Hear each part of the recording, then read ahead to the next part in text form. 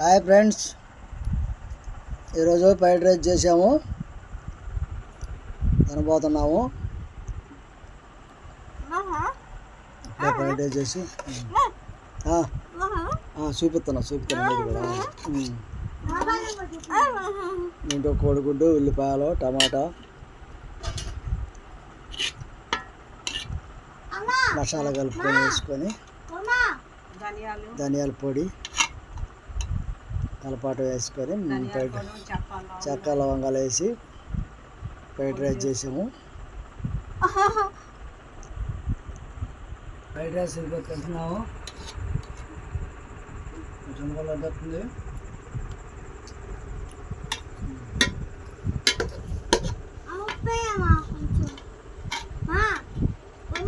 బాగుంది.